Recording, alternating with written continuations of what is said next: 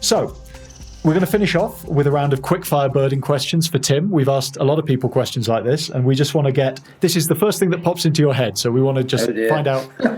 Yes, so you can think for a second before you answer. Okay, so, right. Favourite bird and why? It's got to be the shoveler. The northern shoveler, because you see the way they feed, they go round and round in circles, never get anywhere, and I'm a bit like that. That's a good reason. Okay, I'm sure you'll have a good answer for this one. Your nemesis bird. Well, you see, I'm afraid it's got to be the pink-headed duck. I've got to go back and prove that I actually wasn't sort of on some sort of drug trip or something, but I did actually see this bird. So, yeah, it's got to be the pink-headed duck and back to Myanmar or wherever this elusive bird is hiding from me. Okay, and on a slightly different note, your dream bird. The dream bird. Well, that again has got to be something really. I'm going to go for spectacle eider because I just love that bird, and having reared the thing, actually had an egg in my hand and having a little chick in my hand at Slimbridge, and yet never seen the thing in the wild. And I want to see it. When I see it, I want to see those big flocks you see out at sea, not one sort of bedraggled female on a tiny, dirty pond. Somewhere in Alaska. I want to see the real thing, a bit like our Orinoco geese. If you're going to see these birds, see them in natural habitat and in big numbers. Just love it.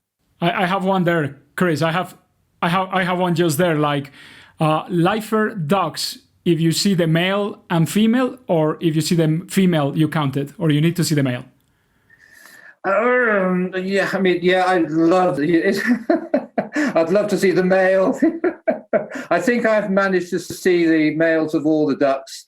And of course, knowing my luck, I'll arrive when they're in eclipse blooming. So that would be, Understood. I think Diego's only asking that question because his masked ducks yesterday were only females. He just needs you to ratify that he's okay to check them off his list. That's what it is.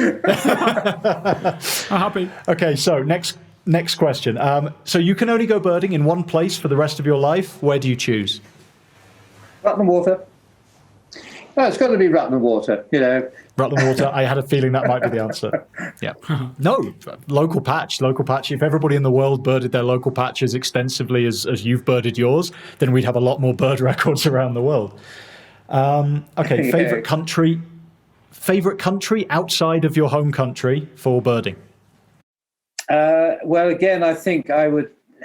It's either got to be Colombia, and I'm not just saying that because we're talking about Colombia. It's just that there are an awful lot of birds in Colombia that I haven't seen, and again, the diversity is great. So I'm going to put Colombia at the top of that list.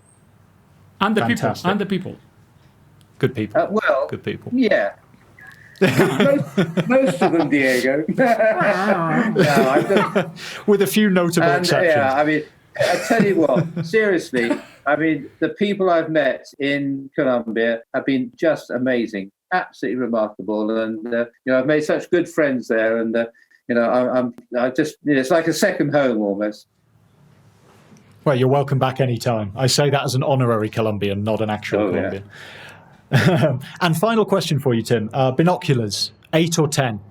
Oh, 10s, of course. Of course. You see, Diego and I are in the 8 camp, I think, over here. So we could have a whole other debate Bear in on mind, that. You see, you're okay. You do a lot of your forest birding. So 8s are much better, I guess, in the forest. Whereas for me, I spend a lot of time looking at waterfowl. So I just need that little bit of extra magnification. For waders, I agree. Yeah, forest birding makes it a little bit difficult, with 10s. But it would still always be my favorite. So I'll go for 10s.